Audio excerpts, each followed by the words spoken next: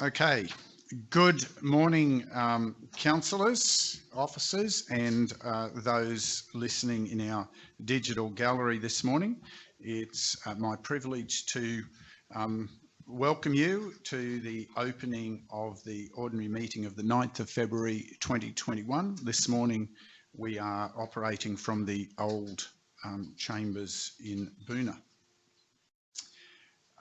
I note that we have full attendance of councillors and that we have two approved absences of executive officers and have apologies from them, and in their place we have the acting General Manager for Customer and Regional Prosperity and the acting General Manager for Asset and Environmental Sustainability.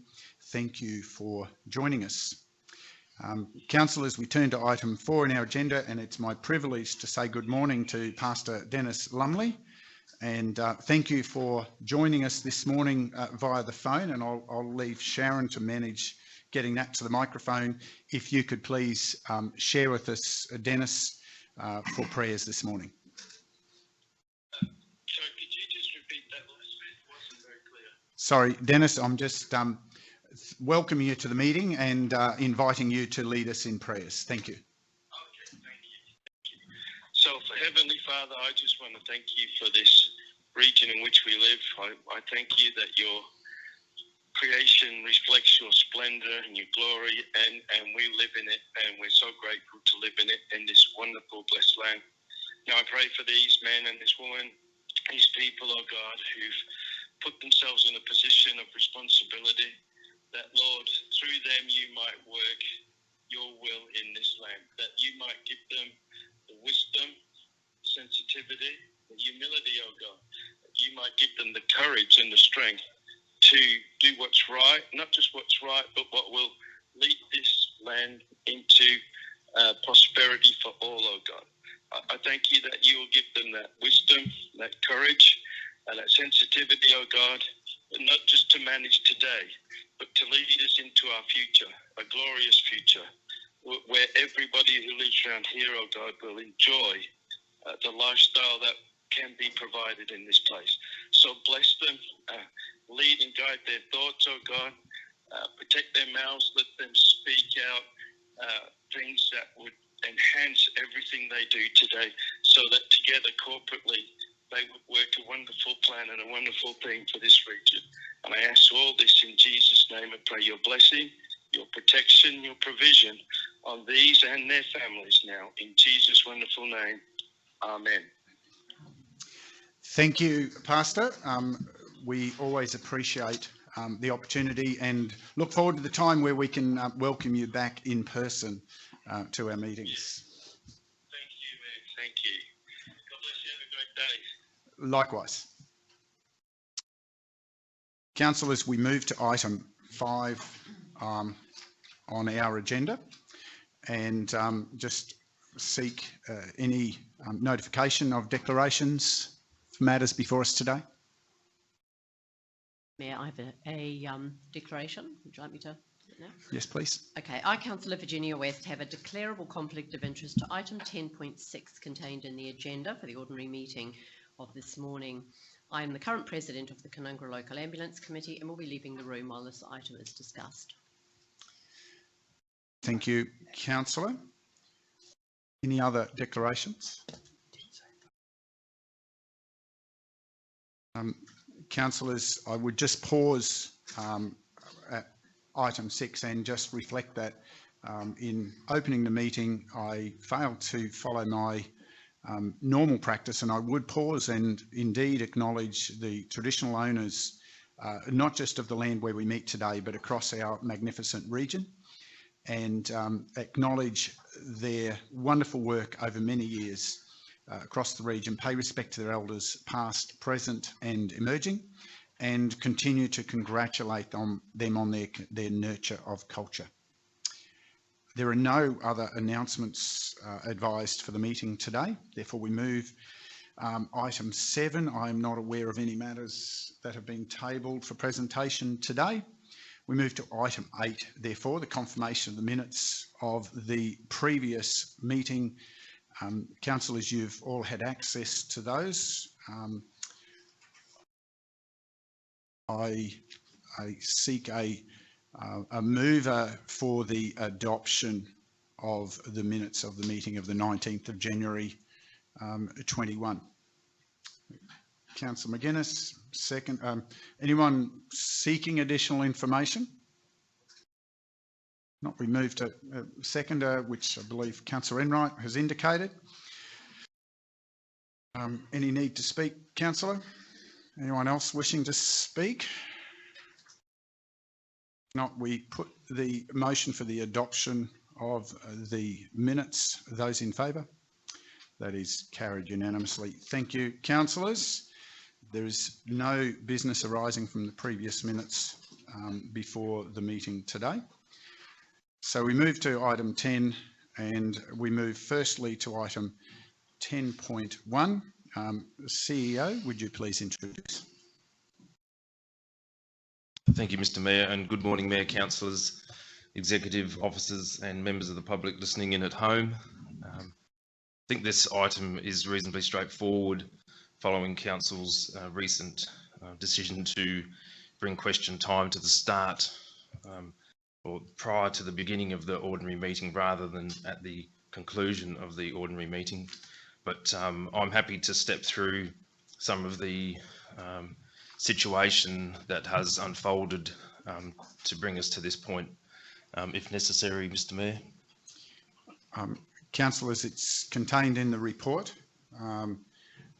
There are particular matters that you wish to have clarified?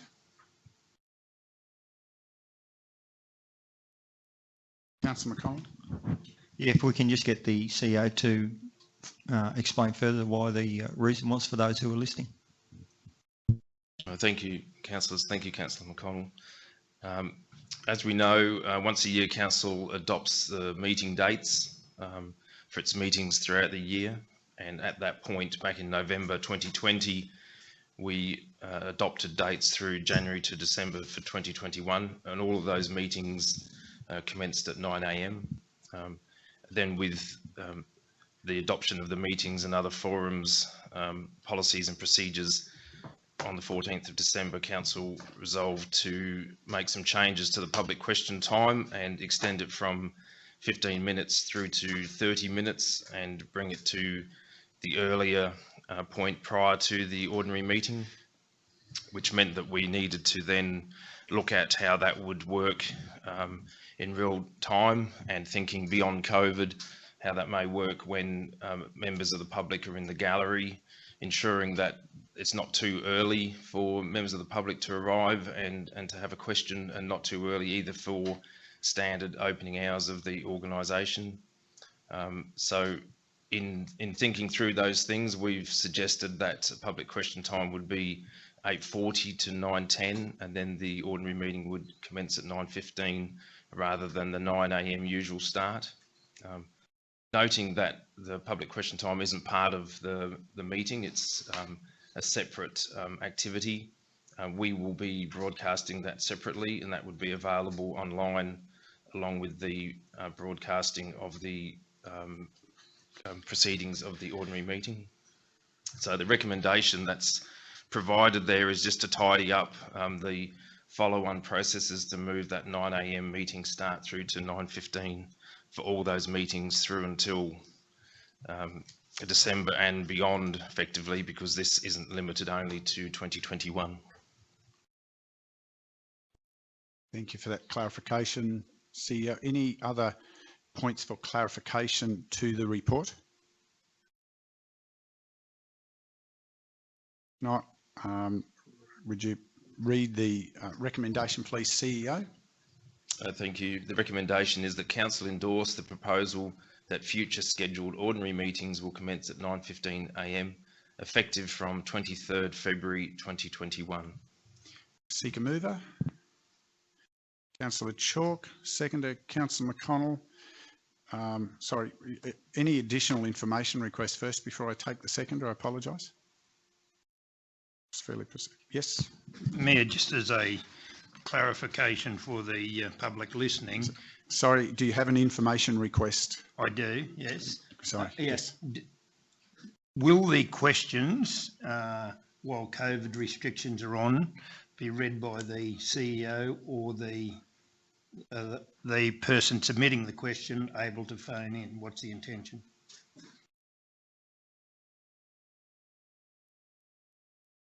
At this stage, we have done it via the CEO reading the question.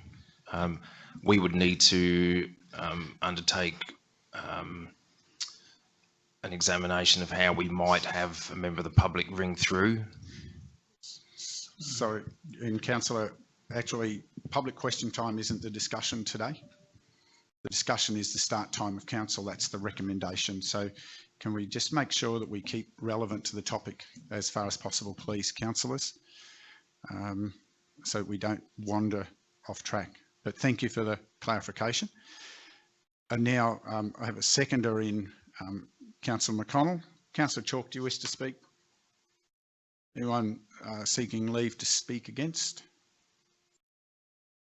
Anyone else wishing to speak additionally? Not. We put the motion as per the recommendation to adopt that change of time for meetings. Those in favour? It's carried unanimously. Thank you, councillors. Thank you, CEO. The next item on our agenda is item 10.2, and we turn to the acting GM, Customer and Regional Prosperity, please.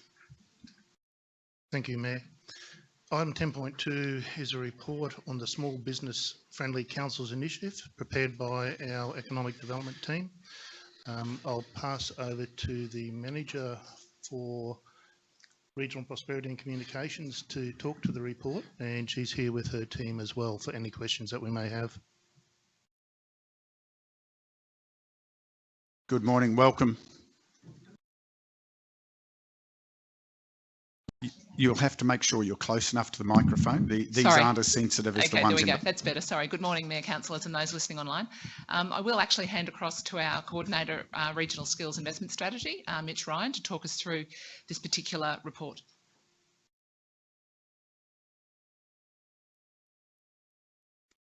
Good morning. The Scenic Rim Small Business Friendly Council Initiative is a project which is designed to connect the industry or small business within the regions to council and vice versa, to create opportunities for a stronger collaboration between both parties. The opportunity for council is to work with other local councils to create a stronger network, but also reduce the opportunity for red tape so the business community can prosper from that. The benefits to small business are that we can link to support small business to link with other like-minded businesses, as well as opportunities for either grants or projects that can actually create growth within their business, and work right across the region to support new initiatives that come out through council. Thank you for that introduction. Councillors, any points of clarification to the content of the report, please? Councillor McConnell? Yeah, just a quick one. It talks about collaboration and consultation with the Chambers of Commerce. Can you tell us the reaction you've had so far with the Chambers of Commerce and this initiative? Yes, I've been out and spoken to all members of the 5 chambers across the region, and the feedback is very positive. You know, they're looking at creating a stronger relationship with council, but also a stronger relationship with each other in each particular region. So, you know, from a supportive perspective from the Chambers of Commerce, yes, they're right on board. With this initiative? With this initiative. Okay, the second one is talks about some of the benefits for councils and small businesses alike. It talks about access to tools and resources to assist with small business resilience and recovery. Do you know what tools and resources that we don't have already that this will be supplied? Okay, so from the Commissioner of Small Business Office, they are quite supportive in creating opportunities for small business. And it might be idea sharing solutions to actually, it might be one business having an issue, but the other business down the road's having a similar issue, and cross-reference any sort of opportunity to resolve that problem.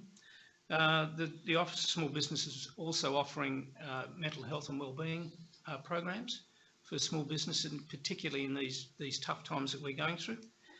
Disaster management and preparedness and recovery programs, which we've experienced over the last 18 months. And the Small Business Essential program. The Small Business Essentials is the opportunity for organisations, well, government agencies such as DESBIT, which is the Department of Employment, Small Business and Training, to actually look at pathways to increase skills and knowledge for each business. Thank you. It also talks about industry bodies such as Destination Scenic Rim, our LTO. Will there be a focus on all small business, or will there be a focus on tourism small business? Well, I would hope that it's all small business, because we have some 4,500 across the region, and it's quite important to support each business across the region, even if it's a small amount of time that you spend with them, just to give them advice and a pathway to linking into agencies. Thank you. Councillors, any other clarifications to the content of the report? Councillor Swanborough. Yes, just one question. What is the definition of small business for those people who are business people out there? How do they know that it's applicable for them, this particular initiative? Is there a threshold of employees or a turnover, or what's the story for? I think it's 1 to 10 for a small business. Majority of our businesses across the region are sole traders. So it's, there's 98.5% of small business in the region, and majority are family members. So up to 10, and then you go 10 to 30, I think it is, for medium size, and then above that from there. Thank you. Any other points for clarification?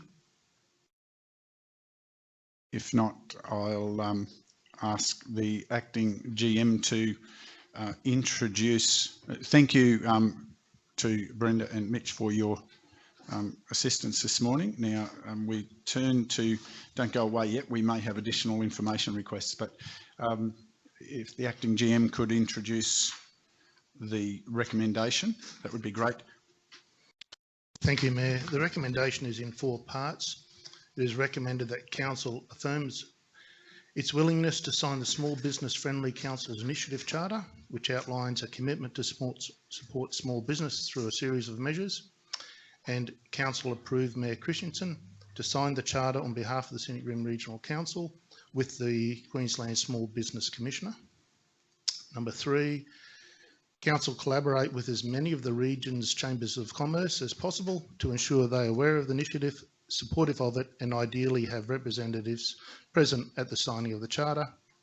And lastly, that Council note that after the signing of the Small Business Friendly Council's Initiative Charter, 6 monthly progress reports are to be submitted to the Queensland Small Business Commissioner, outlining how Council is working towards meeting its obligations under the Charter. Thank you. Do I seek a mover for that 4-part recommendation? Councillor Enright. Any additional information requests pertaining to this matter? Not. I seek a seconder. Councillor West. Councillor Enright, do you wish to speak to your motion? Thank you, Mayor. I would. I think this is a wonderful initiative to develop relationships with the Small Business Commissioner through the Small Business Friendly Council Initiative. As Mitch outlined, 98.5% of our businesses within the region are small businesses, and for virtually all of my working life, I've been in that small to medium business sector, and they certainly are the backbone of our region. And through my experience with the being president of the Desert Chamber of Commerce, I know that building a relationship has been an important part of council's interaction with business through the chamber, and I'm sure this will go a long way to continue to build those relationships with both the chambers of commerce as well as the businesses in our region. Thank you, Councillor. Anyone wishing to speak against? Anyone seeking leave to speak additionally? Councillor West. Thank you, Mayor. Look, just in response to Councillor Enright's comments, I just want to say how pleasing it is that our Chamber of Commerce organisations have embraced this, because they sort of have their ups and downs from time to time, and they've certainly had a very tough couple of years. So we look forward to stronger collaboration between them all. Thank you, Councillor. No further leave requests to speak. Then we put the four-part recommendation as per the motion of Councillor Enright. Those in favour?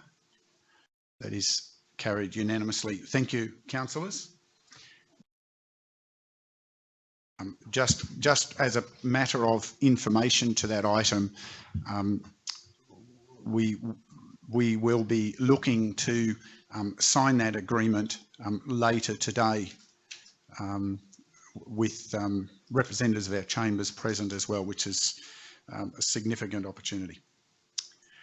We move to item 10.3, and whilst we are in your hands, Acting GM, I suspect you will be handing over. That's correct, Mr. Mayor. I'd ask Brenda Walker, the Manager for Regional Prosperity and Communications, and her team to talk to this report. Thank you very much. Mayor, councillors, this report provides an overview on the delivery of a new online event hub platform to promote regional and community events to potential attendees. The platform is called What's on Scenic Rim, which has been established and will ultimately replace a publication you would be familiar with, which was the Join In booklet. It also replaces the current What's On page on the council website that promotes local community events and activities.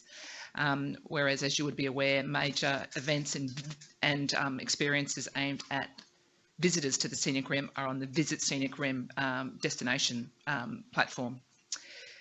Visit Scenic Rim will continue to display regional events as an additional channel for destination activity, along with the What's on Scenic Rim site.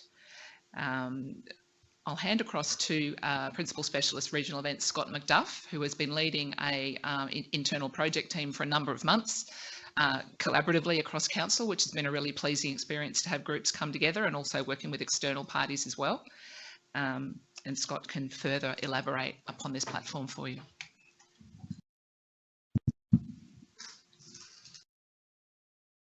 Council engaged Every Proprietary Limited in 2020 to build the What's on Scenic Rim event hub platform. Platform's been designed to serve as primary event website destination for residents and visitors, and also improve the visibility of events in the region with increased user engagement and an array of features for sourcing, creating, promoting events and activations. For those listening in, on screen is the home page of What's on Scenic Rim event hub.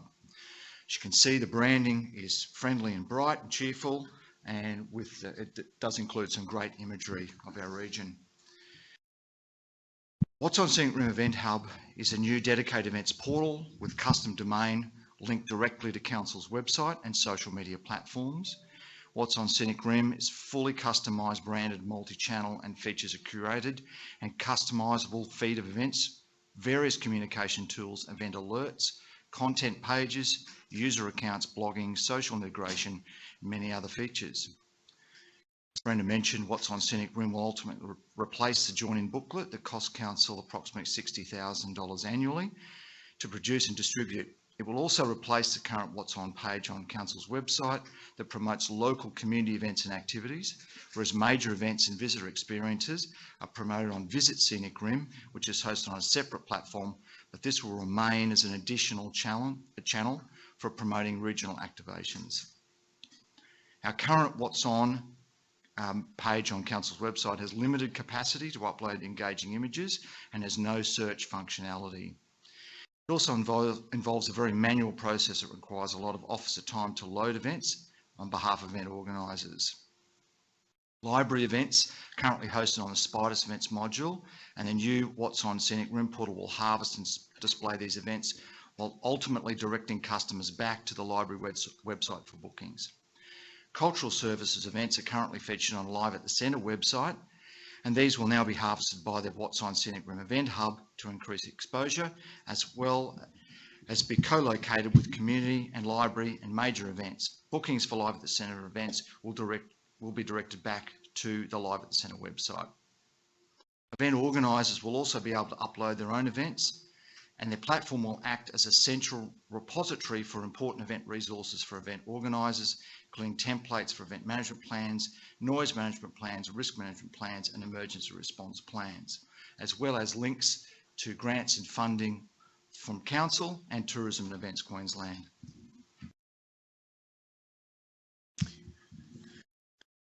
What's on Scenic Rim is an efficient way of collating and channeling all Scenic Rim event activity in one location for promotion and ensures the community have ease of access and search capability. What's on Scenic Rim initially will be a range of digital communication assets and tactics for its launch, and will be followed up with printed promotional material to residents and event stakeholders.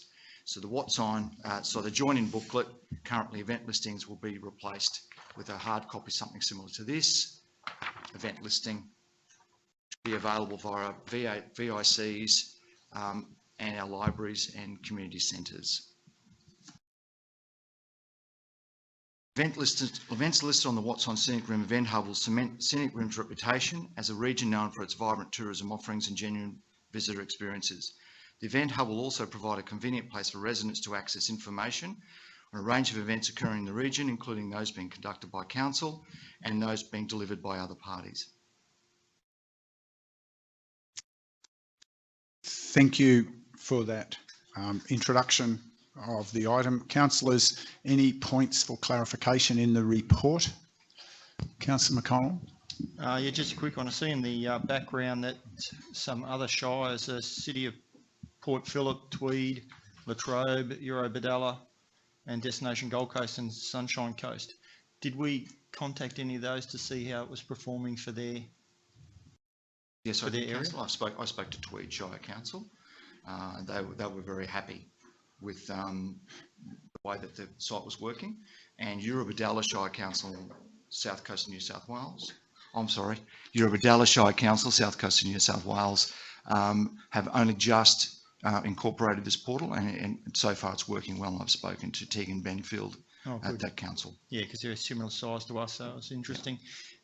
Have we done any public testing? I know it's already out there with other councils, but in a specific area, did we do any public grouping tests to see how it worked for the Scenic Rim people? We haven't as yet, no. Okay, thank you.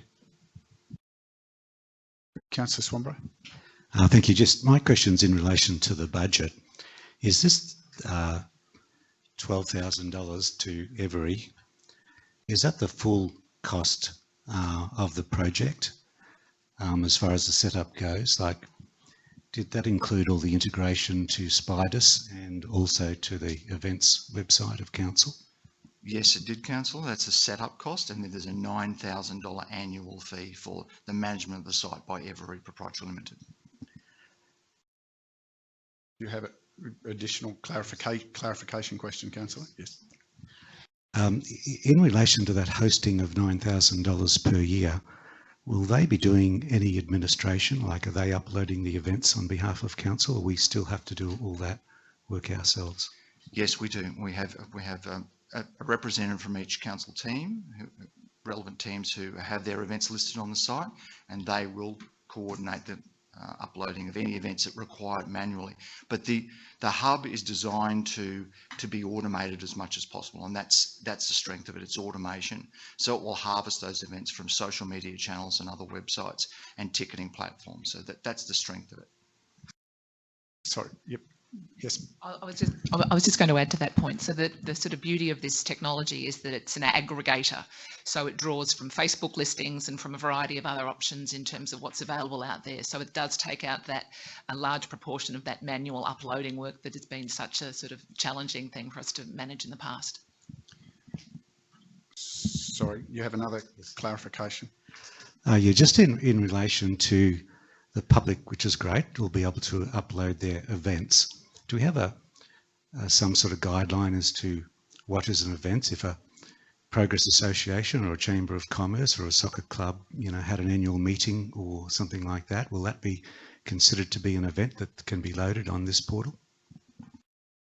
On the portal itself, there's a tab that says info, and under there is guidelines and instructions on how to upload their event. Those then are distributed via email to our coordinators of the site, and dependent on their decision whether that event should be listed manually or not. It's not an automatic process from a member of the public that their event is just automatically on the site. It has to go through an approval process. Councillor Enright. Thank you, Mayor. Thank you, Scott and Brenda, for outlining that new initiative. It looks terrific. Nice, light and airy, as you mentioned. With clarification, and Councillor. Coming to that, right. I note the opportunity for event organisers to be able to upload their own event, as we just sort of touched on. What level of skill is required to do that, and would there be any training necessary or provided to enable event organisers to do that? The process is very self-explanatory, Councillor, and as I said, there are guidelines and instructions already on the site of how to upload your event. And yes, if they're via our mail at Scenic Rim email address, they can request assistance in uploading their event. Councillor McConnell, you have another clarification? Just going back to the public putting ones on, if they're regular events like our markets where they're first Sunday of every month, do they just have to do the one, and once it's approved it's right, or do they have to keep going every month to put them on? No, they can just do it once, Councillor, and it just depends on how it's uploaded via the system. So if it's, for example, tagged, if it's tagged as a market or tagged as an arts and culture type event, then it's listed as per date. So it can be just done once under the particular dates, and it will list each date that market is activated. And just to follow up on that, so if it's cancelled for whatever reason, so it's we know there's a storm coming or something, how do they then go back and get that notified on there that it's been cancelled for that weekend?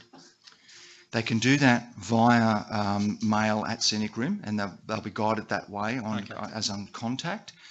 Also, as Brenda mentioned, the site it's in its automation. So if it's seeing on Facebook, for example, that event has been cancelled, notified on Facebook, then the site automatically reads that and will cancel on this event hub. Fantastic. Thank you. Yeah, just a point of clarification, following on from my recent question. So I understand that this is not a fully automated process where the person who's uploading the event goes directly to the event. It actually goes via email and then is channeled to an appropriate council officer who then inputs it into the system. Is that what you said to me before? That's correct, Councillor, but that's for those who are uploading manually. So if that event is listed via social media on another event or another website or on a ticketing platform, it is automatically listed on this site. It's only those who may not be captured via those other channels, media channels, that is then have to be uploaded manually. Thank you for those clarifications. And thank you for that that background and introduction. I believe we have a resolution before us. Acting GM, if you could introduce that, please. Thank you, Mayor. The recommendation before Council is that Council acknowledge the status of the What's on Scenic Rim Events and Activations portal, which has been developed and is operational and will be publicly launched on the 9th of February 2021, being today. Thank you. I seek a mover. Councillor McConnell, any additional information requests to this item? If not, seek a seconder. Councillor West. Councillor McConnell, do you wish to speak to your motion? Yes, if I could, thank you, Mayor. I think it's a great initiative by Council to take this on. I think any initiative that reduces the workload where it can aggregate through social media and internet is a good thing. I think the important thing here is the savings in the budget of approximately $50,000 from a hard printed copy that doesn't always get read, and a lot of them I think just sat there. And I think the initiative of a $50,000 saving to the ratepayer and giving more access to see what's on, not only to the residents of Scenic Rim but to the wider southeast Queensland is a good initiative, and I thank you for all the hard work you did. Anyone wishing to speak against? Anyone seeking leave to speak additionally to the item?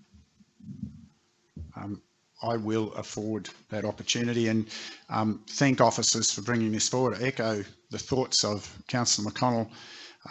Appreciate the continuing thought to modernise and make more relevant to the shape of some of our communities moving forward. I think as well as the financial benefit of not printing books that aren't always used, there's an environmental benefit. And I think those opportunities we should always be looking to balance and embrace moving forward. And this is certainly an exciting step forward into the world that so many people are wanting to operate from these days. So thank you to the team involved. Okay, councillors, we have a motion before us. Those in favour? Carried unanimously. Thank you, councillors. We move to item 10.4, and again, Acting GM, you have some team members joining you. Thanks, Mr. Mayor. Item 10.4 is a report regarding the preparation of a major amendment package for the Scenic Rim Planning Scheme. When the planning scheme was introduced in March 2020, there was an undertaking that Council would keep the planning scheme current by regular updates to ensure that it reflected the needs at the time. There was also a need to acknowledge some of the submissions that were made by the community on the second round of consultation that would need to be incorporated in a future amendment.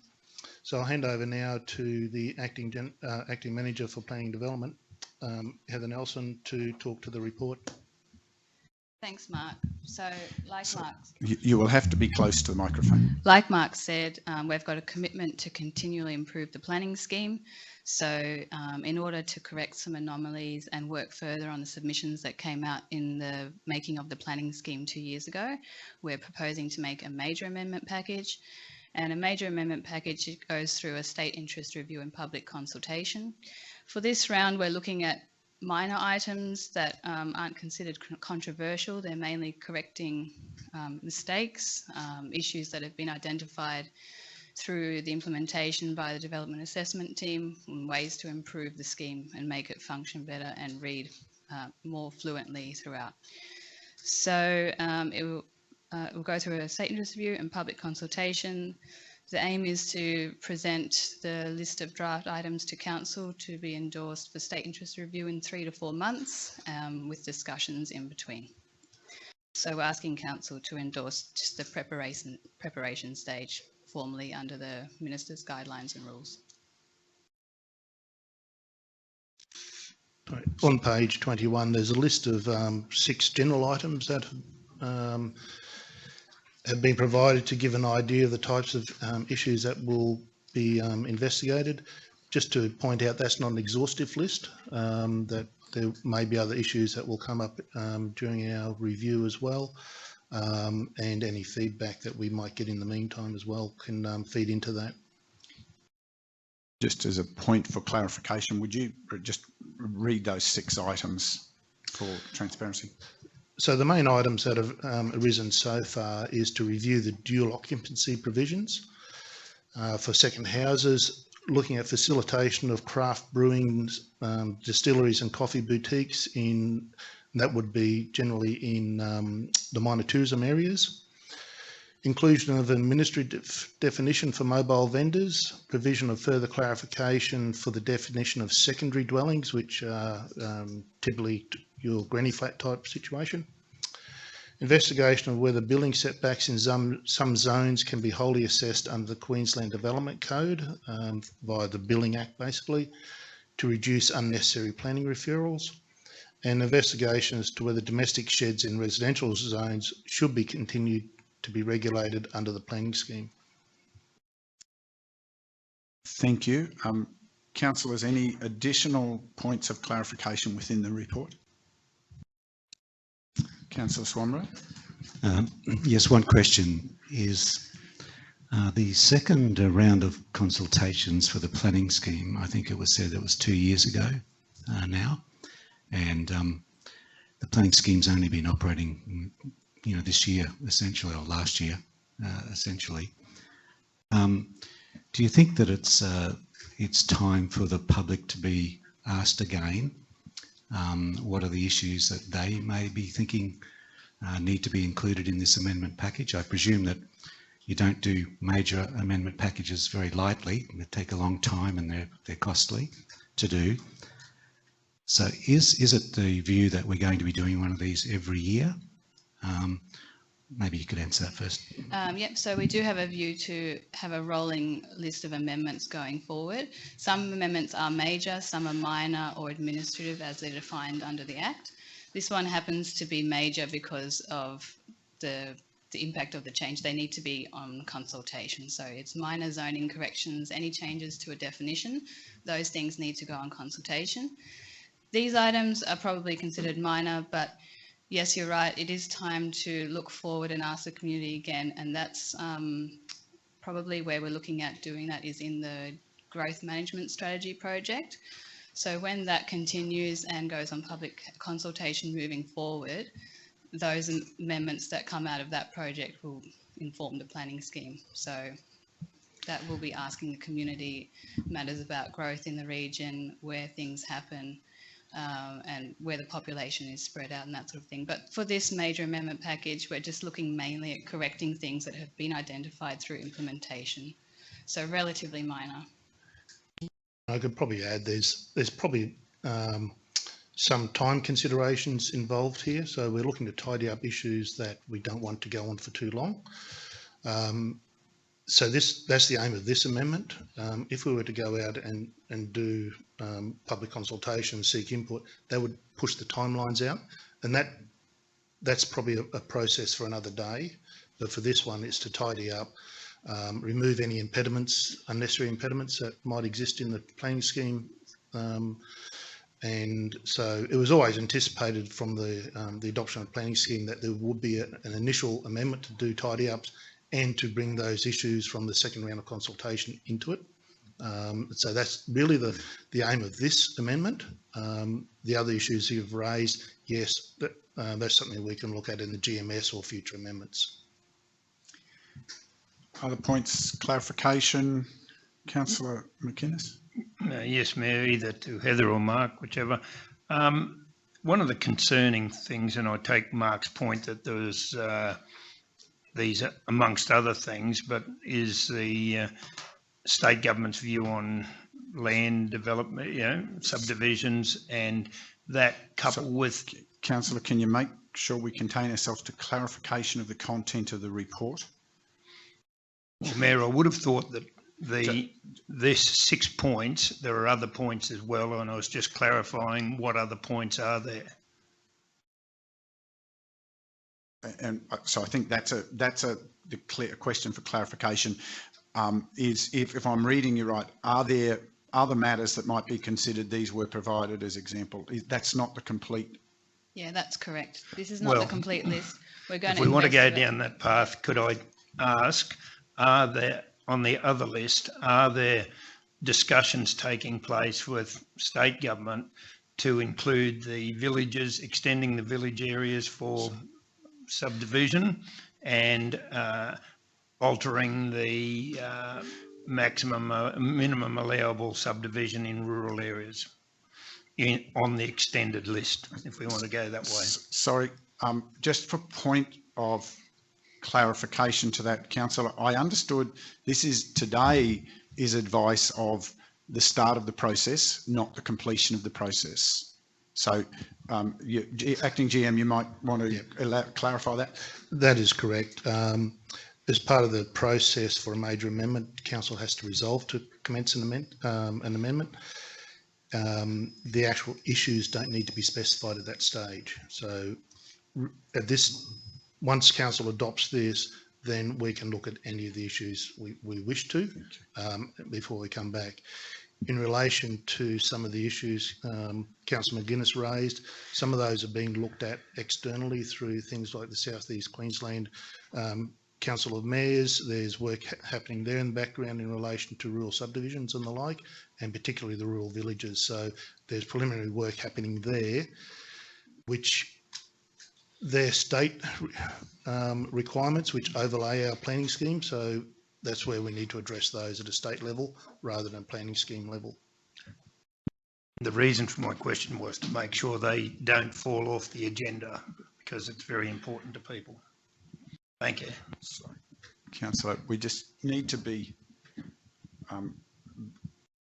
understanding what the report is about, and we sometimes venture too wide. That was all my concern was. So do you have a clarification to the content of what's there today, Councillor Swansea? Yes, Mr Mayor. My point of clarification is, just for my understanding and perhaps the understanding of the listeners, is that this is, whilst it's defined as a major review, which probably has to be, it's really an internal procedural process to tidy up a lot of things that that need to be done in a hurry. I'm trying to justify this in my own mind and perhaps the mind of others who are listening as to where this is going, and I'm listening to Council. Sorry, you've asked the question, Councillor. Yeah, you've asked the clarification. Allow the officers to answer, please. Yeah, so that's correct. This first amendment is really just aiming at correcting matters that were identified through submissions and then through the implementation of the scheme. So yes, it's defined as a major amendment because that's what the rules tell us need consultation, but we're committed to amending the scheme on a rolling basis moving forward, and that will include more major items, I suppose, that will be more of interest to the public, and especially those items that will arise from the growth management strategy findings. Further clarification, Mayor. Sorry? Point of clarification. My question is for clarification. Look, I understand, and I think I'm happy with where things are going, but I'd like to understand that would it be better and for this recommendation if we were to foreshadow the process of future amendments so that the public can understand that there will, when they will be engaged for the next review, because the growth management strategy is, a piece of string, really. It could go on for a long time. Sorry, Councillor, just ask the question. Don't editorialise, please. With the growth management strategy, we're also looking at consultation. We have 2 phases occurring in this year. We'll be reporting that through Council shortly. So in that time, we'll be highlighting those opportunities to get involved with the community. So that's 2 phases planned for this year moving forward. There's also a 5-year plan from our strategic planning section, which details when certain amendments are happening and the like. I can organise for a copy of that plan to be provided. That was adopted by councils just prior to the adoption of the planning scheme to understand what was required post-planning scheme, and that's where things like this first amendment were identified, and then there's progressive amendments after that. So we can undertake to provide that to you. Can I ask a question for clarification? It was in my reading of the report, my understanding of your earlier comment, can you clarify, this is a procedural resolution that is required under legislation to allow us to progress this amendment pack? That's the nature of today's matter. That is correct, Mr Mayor. Do you have further clarification to the report? Yeah, just a quick one. Just Councillor McConnell, yes. in layman's term, we are not approving anything in the planning scheme. We're approving to investigate any changes. It's an council would be adopting to commence the process. Correct. That's all. That's all it's doing. Yes. We're not committing to any policy or changes or anything like That's that. right. It's just commencing the process. Thank you. My question to the General Manager is, will councillors be, during this process, able to raise Councillor, issues? is this a clarification to the report, or now you're getting into the process? So the resolution today is about commencing a process. Yeah, that process. That's what the nature of the report's about. Just trying to understand the process, Mr Mayor. So my question is, with the process, when I read the report, it seemed to me to indicate that there will be opportunity for councillors in this process to be able to raise other issues. Like there's 6 issues there, but I can think of other issues which are very important for my community, which aren't listed in those number 6. I just wanted to know, am I able in this process to be able to bring those forward for council consideration? Point of order, councillor. The question has already been clarified. That the answer was already clarified in response to Councillor McGuinness, that wasn't the complete list, it was an exemplar list, and as per the report, there are a range of other matters that will be brought forward, and that it will all be under the oversight of council. So you will, that was already clarified. So asking the question a different way isn't helpful to the process, was all my point is. Yeah, thank you, Mr Mayor, for that. But I wasn't clear after listening to Councillor McConnell, and I wasn't clear after the answers were given, and I wasn't clear about whether councillors themselves would have input into this process for those lists. So I think you've sort of clarified it, but I'm still not absolutely 100% sure. So, Acting GM, if you can for re-articulate. Absolute clarification, yes, council would be involved as a body in that process. Okay. Any further clarifications within the report? Then ask you to introduce the recommendation, please. So the recommendation for 10.4 is that council resolve to prepare a major amendment to the Scenic Rim Planning Scheme 2020 in accordance with Section 18 of the Planning Act 2016 and Part 4 of the Minister's Guidelines and Rules. Thank you. Any additional, seek a mover first. Councillor West, any additional information requests? If not, I seek a seconder. Councillor McGuinness. Councillor West, do you wish to speak? Really, and just briefly, thank you, Mayor. Just as is indicated here, this is part of the Planning Act, and it is really only the beginning of the process. Thank you, Councillor. Anyone wishing to speak against the motion? Anyone seeking leave to speak additionally to the motion? Councillor Chalk. I just hint there's some confusion around the process itself, and I'd like to sort of be brought up to speed at some point about how the process is undertaken in a future briefing.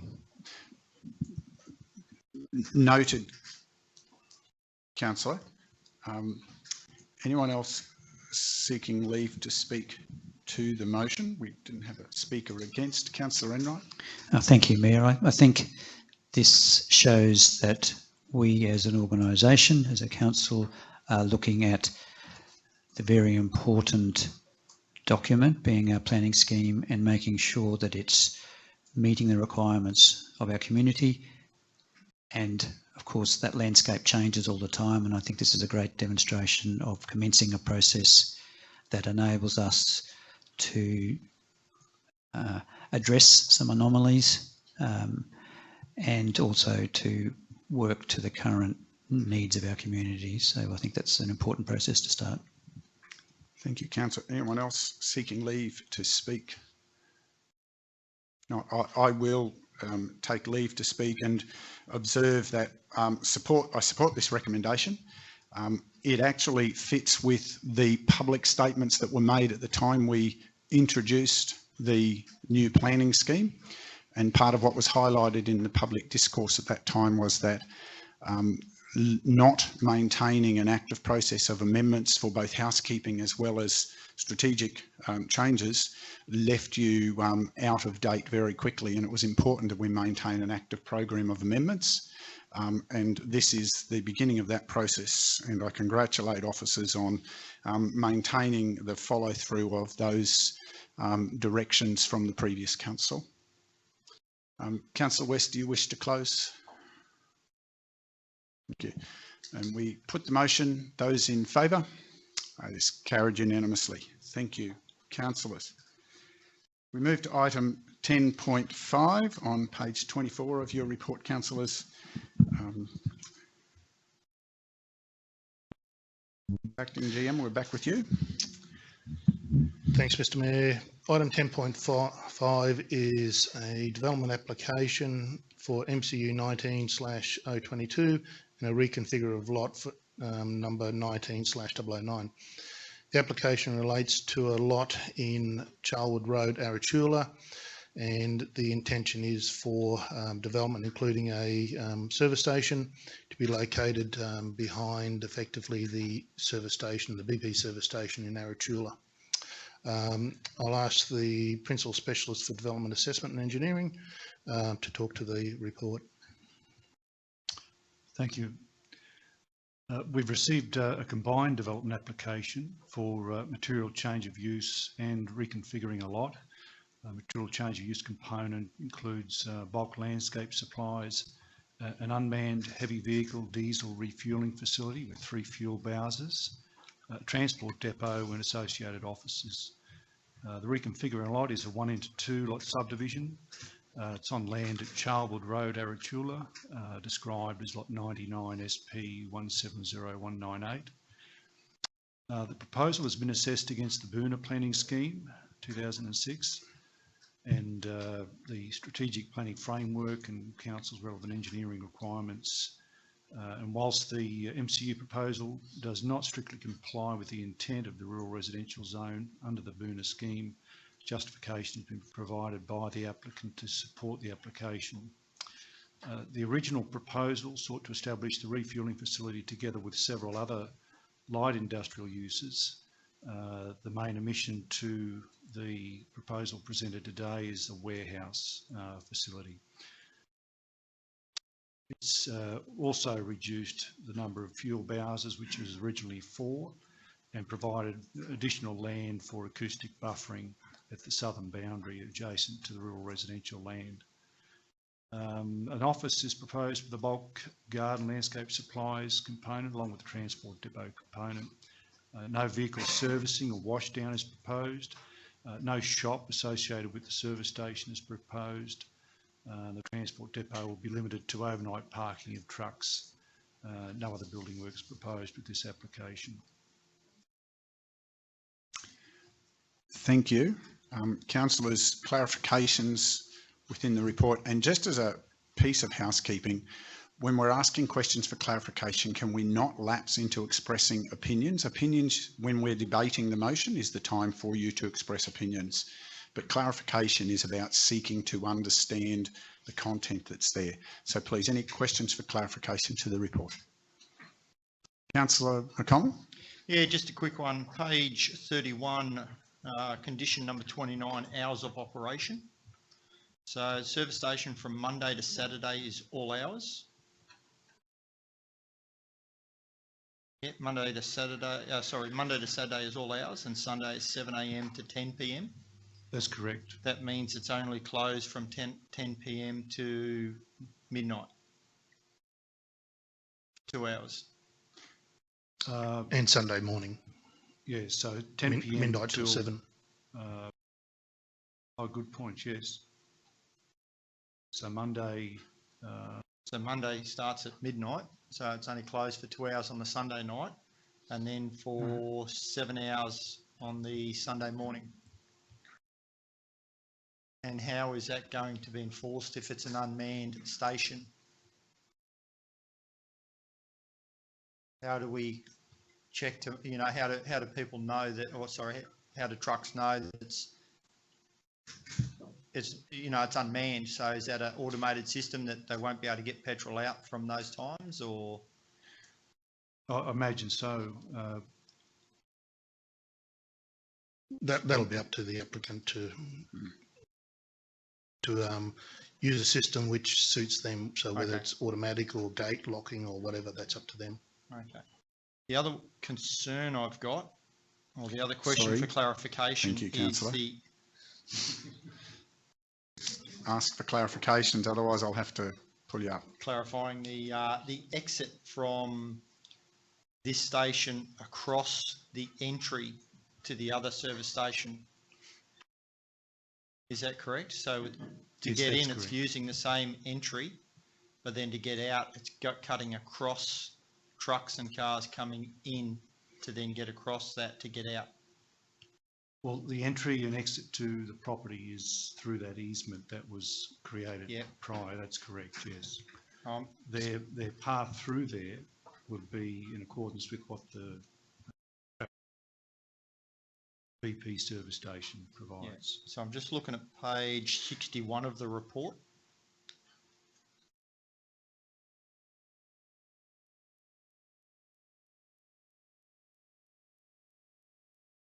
And that part highlighted in the cloud square, I suppose. Page 61 of the report. So the entry is coming off the Cunningham and is okay, but then to get back out, they're cutting across any cars or trucks.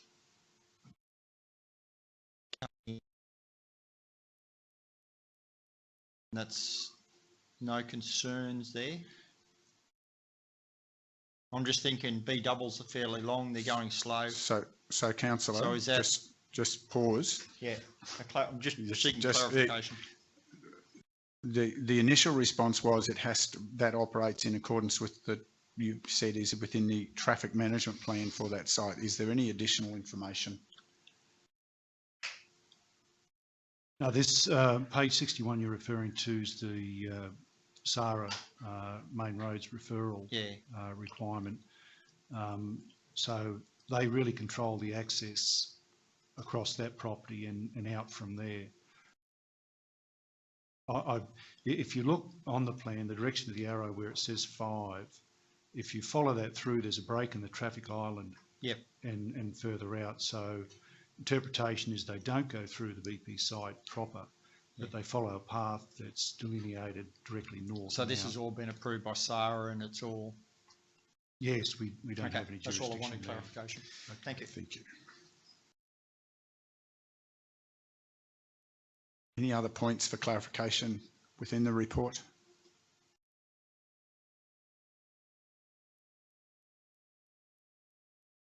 If not, we ask you to introduce the recommendation for this matter, GM.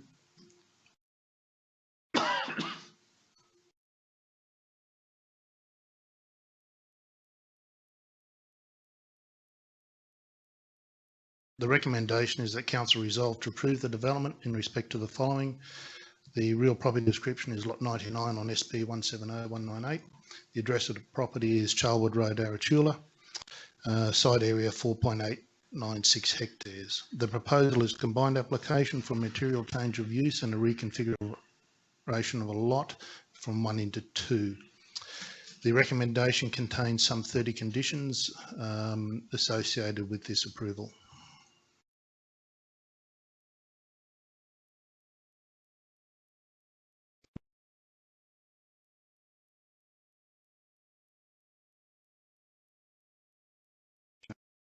Councillor's recommendation includes those following items, as you've had a chance to read. I seek a mover. Councillor McGuinness, seconder. Councillor Chalk. Sorry, before I go to second, any additional information requests? I keep practicing this one. Not accept Councillor Chalk as the seconder. Wishing to speak, Councillor McGuinness? Yes, Mayor, I will.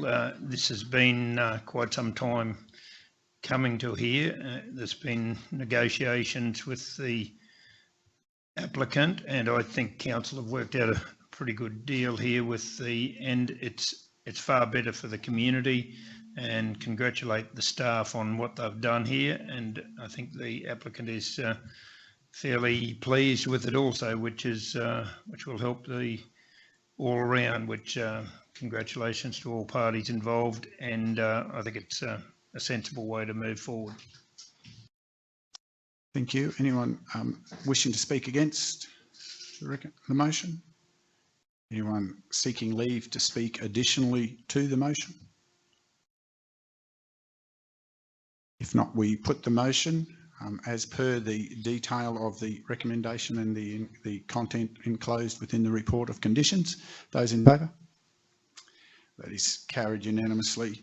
Thank you, councillors. We move now, and thank you, officers, for joining us and helping us through those matters today.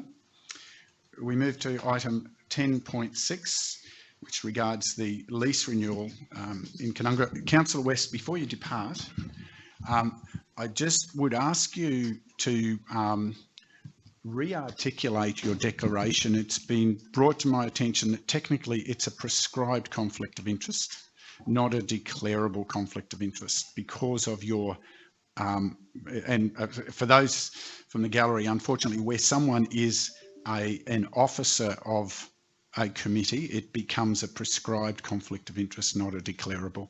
Could you just re-articulate it with that word, prescribed rather than declarable, for us? My apologies, Mayor. It's okay. We're all learning on the job process, here with we? these challenging systems. So once again, I will say I, Councillor Virginia West, have prescribed conflict of interest to item 10.6 contained in the agenda for the ordinary meeting of the 9th of February 2021. I am the current president of the Canungra Local Ambulance Committee and will be leaving the room while this item is discussed and voted upon. Thank you very much, Councillor. Apologies for not picking that up earlier, and we'll keep learning. But thank you, and I'll ask you if you'd now leave us for a moment, and we turn to the acting GM to introduce this item. Thank you, Mr. Mayor. Good morning, Mayor, councillors, the listening audience. Item 10.6 is the lease renewal of the Queensland Ambulance Service station located in Christie Street in Canungra. Queensland Ambulance Service have been located in this location since 1992 on a 30-year peppercorn lease. They have come to council requesting an early negotiation to release the site. They have planned to undertake major capital works investment on the site to upgrade the facility, and would like some surety around their tenure to undertake that work. So as in the report, the work's estimated to the value of around $700,000. So they're looking for some surety around their tenure on this site. This site comes with no expense to council. We do hold the land freehold as a council asset, but all expenses occurred in managing this site and leasing this site. All rates, insurances, any maintenance, capital upgrades and so forth have all been funded by the QAS in the past. And in the proposed lease negotiations that we've started in principle, QAS would continue to maintain all those costs. So there would be actually no financial cost to council around this.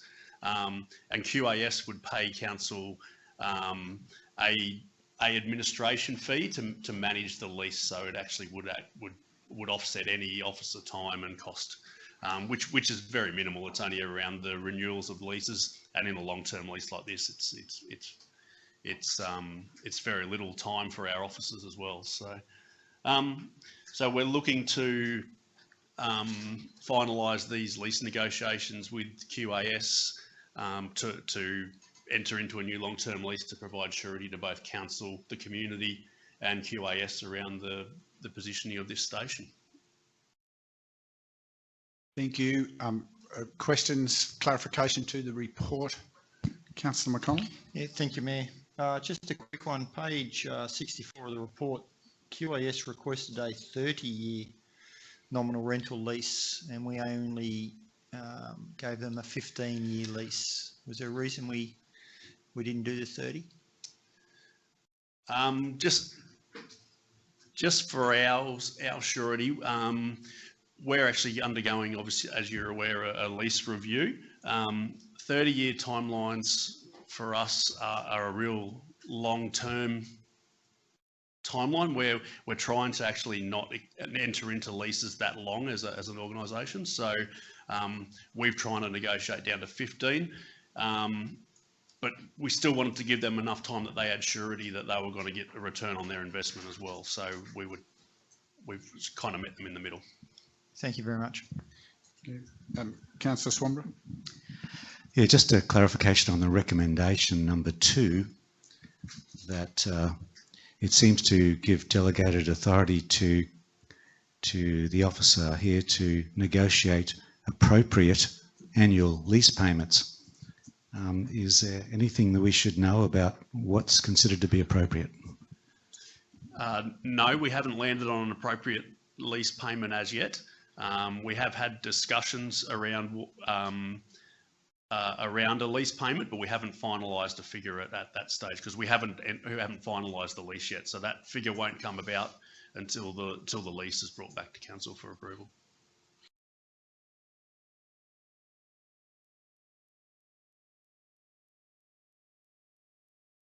Councillors, any other? Just a clarification.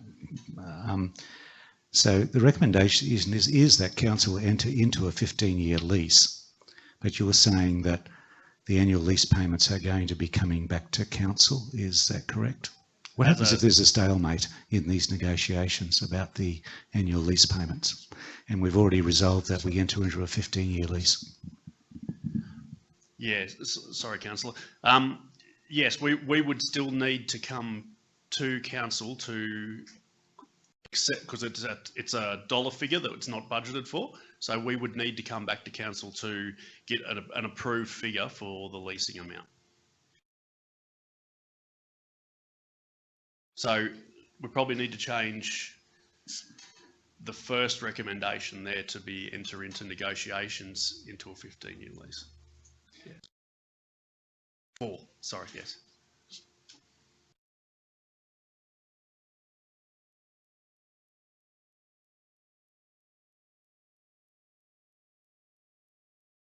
So, Councillor Enright.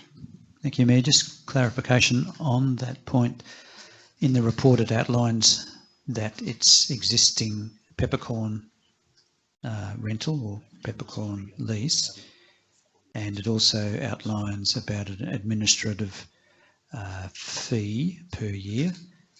Now, is there likely to be any additional lease payment outside those 2 currently listed items? So no, that's the lease payment Councillor Swanborough was talking about. So there'll still be a peppercorn rental fee, but it'll be tied up in one annual lease payment, which covers our administrative duties and so forth. So it covers the cost to council to actually manage and undertake the lease, basically, yes. So it'll be tied into one fee. So it's more likely to be reimbursement of cost? Yes. Yes, it's an administrative cost, basically. So what it costs us to administer the lease is what QAS are looking to cover for. So to just clarify the last part of that conversation is still to be finalised with QAS? Yes. Yes, as part of lease negotiations, we will fall on what exactly that figure will become. Thank you. Any other points for clarification? If not, I'll ask the acting GM to introduce his recommendation for the meeting. The recommendation is that, number one, council enter into negotiations for a 15-year lease with the Queensland Ambulance Service for the property situated at 24 to 26 Christie Street, Canungra, and more particularly described as Lot 11 on SP 238303 upon expiration of the current lease being 21 October 2022. And council undertake all necessary council undertake all necessary negotiations with the Queensland Ambulance Service to ensure the new leasing documentation represents council's interest and expectations, including appropriate annual lease payments. I seek a mover. Councillor Enright, any additional information requests? Councillor McConnell? Just a quick one, rereading that. We're not going to do the lease just before 21 October 2022. Sorry, Councillor, that's not additional. Is there a particular piece of information that you're asking? Are you asking? When are we looking at signing the lease? Can we sign it before? We can sign before, but it wouldn't commence till the 22nd of October 2022. The current lease would expire and the new lease would take effect. Thank you. Any other additional information request? Otherwise, I seek a seconder. Councillor McConnell. Wish to speak, Councillor Enright? Thank you, Mayor. Mr Mayor, I'd like to move an amendment to the recommendation. Table your amendment, Councillor. Thank you, Mr Mayor. I'd like to, in point number 2, after the words in the second and final paragraph, appropriate annual lease payments, to include the words to cover council's administrative costs only. Only. Yeah.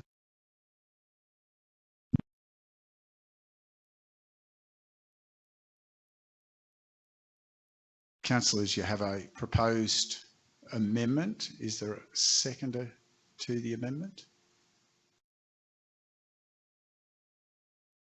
Councillor McConnell? You want to speak to your amendment, Councillor? Yes, Mr Mayor. I've listened to the acting General Manager's comments, and I think the amendment merely seeks to give clarity to everybody about what council's intentions are in relation to the appropriate annual lease payments.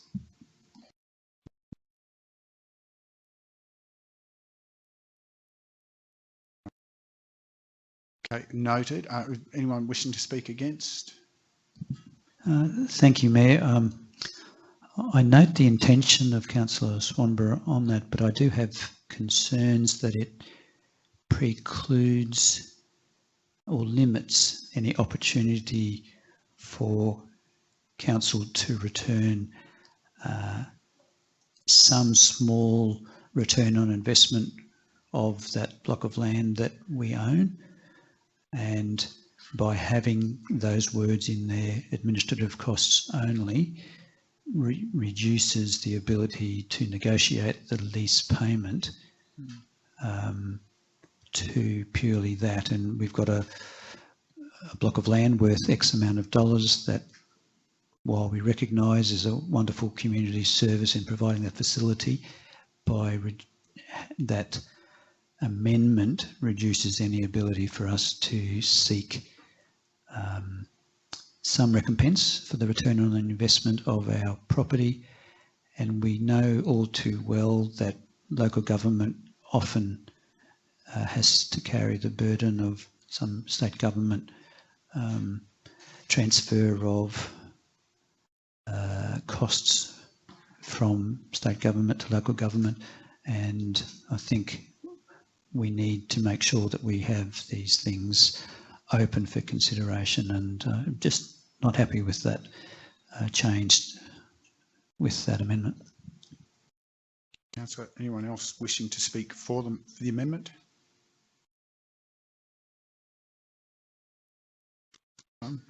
Councillor McGuinness.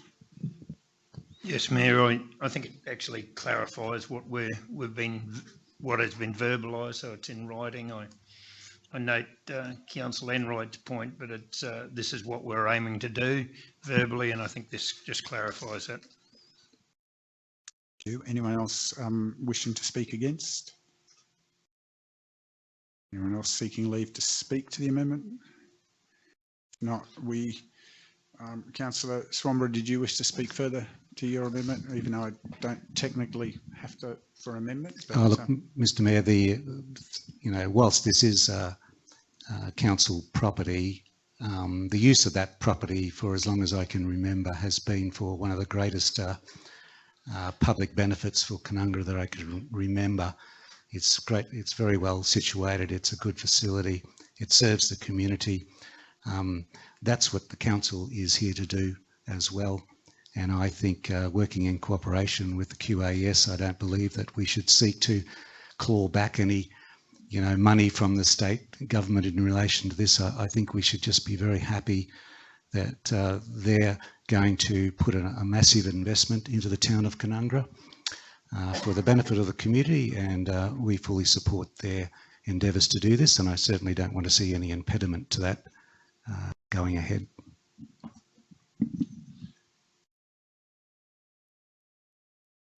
Thank you, Councillor. We put the amendment. Those in favour of the amendment? Those against? The amendment's carried.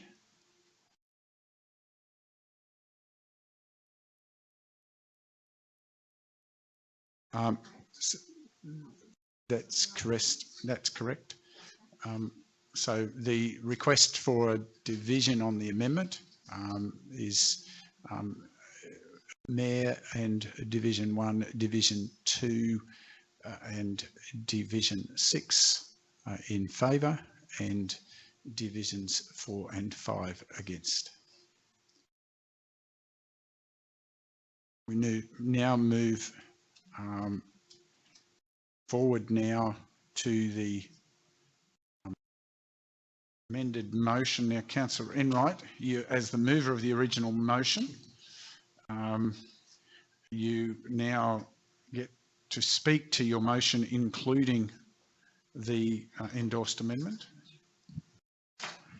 Thank you, Mayor. I think this is an important opportunity to secure that community service in providing the ambulance service into the Canungra and the wider district. It covers a broad area, as we have recently witnessed a significant number of tourists come to our area, so it services well beyond that of the Canungra area, and respecting the values of the chamber and the people, I support and encourage and recommend the adoption of this motion. Thank you, Councillor. Anyone speaking against? Anyone seeking leave to speak additionally? Sorry, were you moving towards your microphone, Councillor? No, you weren't. Sorry, I was trying to... I will have a say. Thank you, Mayor. I think it's important that we don't hamper any continuation of QAS station in Canungra. It's an extremely important station in relation to the servicing of the national parks that surround both Beechmont and Canungra, being O'Reilly's and Binnaburra. Having been up there many times for search and rescues, the boys and girls down at Canungra are very important to ensuring the safety of both visitors and the residents around the area. Thank you. Anyone else seeking leave to speak additionally to the motion? I will take leave, and just whilst it's well recognised that this could be a valuable piece of real estate in the centre of Canungra, we've in our reflections and in the indications moving through history as well as from here forward, the value of the community service is something we prioritise and support the recommendation for this continued relationship to be founded there, because it's such a pivotal corridor to some difficult to access locations that indeed figure strongly in the need for ambulance support, not just our local community. Just to close it all, Councillor. Okay, then we put the motion. Those in favour? That is carried unanimously. Councillor McConnell, if you could recover Councillor West.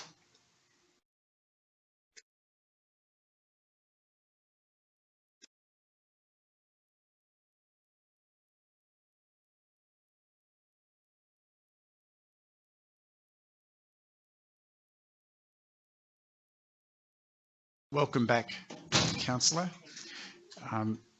And now that the council has returned, I will advise the meeting that I propose that we adjourn for us to attend to a matter of public interest in the signing of the small business friendly compact, and that we will return at 10:50, or endeavour to return at 10:50 to continue with today's proceedings.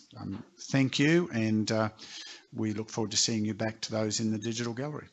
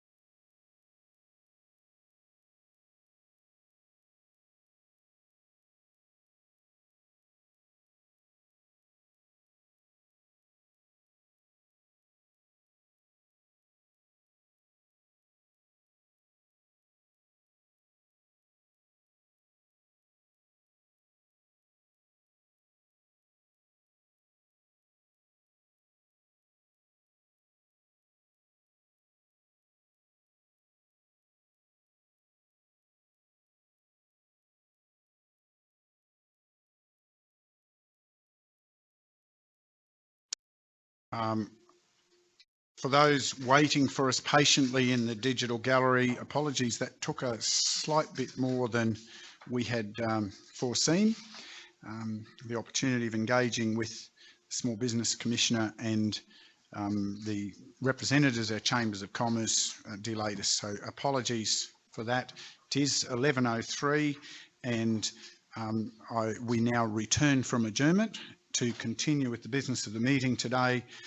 Item 10.7 and Acting GM, we're in your hands, and I believe you have an officer here to assist. Thank you, Mr. Mayor.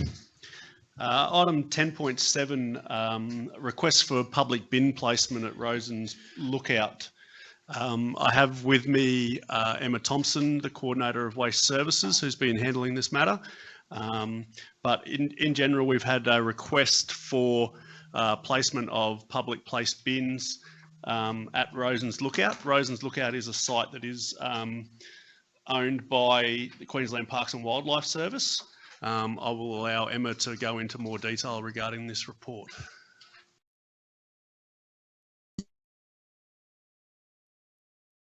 So just noting that what we're aiming to achieve here is consistent with other public places adjacent to national parks. So consistent with the Queensland National Parks and Wildlife Service and national parks in general approach to waste, which is to carry in, carry out waste. We are reluctant to place a bin in this location. We do understand that this is indicative of a broader strategic issue in that if we're attracting tourism to the region and we do have significant recreational assets, that there's a need to work with our regional prosperity team, and we're starting those discussions to ensure that waste services are considered within our tourism planning. In relation to this specific request, we'd prefer to upgrade the signage and monitor and see how effective that is, and if there's a need to place a bin, we will. However, we really would like to look at this at a strategic level and how we can educate our tourists and our residents and ensure that we have facilities available that support tourism growth. So my concern is that if we respond to this particular issue by placing a bin, that we may just be setting ourselves on a path that means we're reacting to requests rather than looking at this strategically and how we can ensure that we're essentially maintaining the natural assets of our region rather than providing issues in terms of waste management. Are there any questions? Thank you. Any points to clarify in the report, please, councillors? I'll just have a question. Yes, to clarification, yes. Emma, I just wondered, during the process, has there been discussion with the cafe across the road in that they are fairly new since over time, and I don't know how many rubbish tins they have, or whether there is a way that we could assist them by tailoring their rubbish needs perhaps a little better? But I think that's a valid comment. I believe that there may have been in the past, but I would have to follow up. And we have looked into their services, and I would suggest that they aren't actually adequate for the customers that they receive. So yes, we can certainly have those discussions. Yes, my question is, are there any walking tracks for the public to walk through the national park at Rosen's Lookout? I'm not aware, sorry. Probably if there's others who have got better local knowledge. No, the answer. So just a quick one. There is no, I don't think there are any dedicated walking tracks, but there are some tracks that are used to recover wayward paragliders and hang gliders that are used, but they're not dedicated walking tracks. Just a clarification, Mr. Mayor. The question would be, at the actual picnic ground there, is it council that owns the toilet block and the shelter sheds and signage and everything, in that particular site? Yes, so there is a reserve there that we manage the amenities. Yes. Does anybody know if that reserve was previously in the National Park Reserve, Rosen's Lookout Reserve? Was it not the reserve, but the National Park ground surrounding it? Was it previously in council's ownership? I'm not aware of that, but I can follow up and see. Yeah, I'm not aware of that either. Sorry, councillor. That would be a matter we'd have to take up with our property department to determine whether that was previously formed part of the national park. There is a portion that's also like main roads, so there's, I guess, shared responsibility there. Just a clarification on the requests for the bin.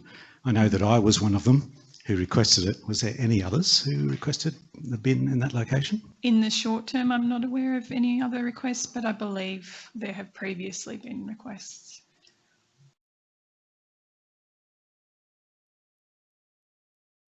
Pardon my ignorance, Mayor, but where is Rosen's Lookout exactly? I've no idea, never heard of it before, and never.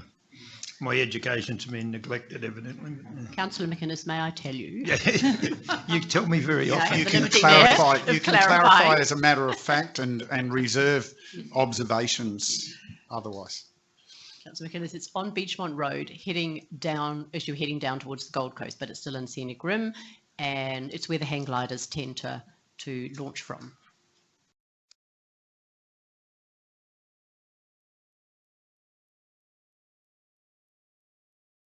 Other points of clarification, councillors? Then we have a recommendation, please. Acting GM, would you introduce the recommendation?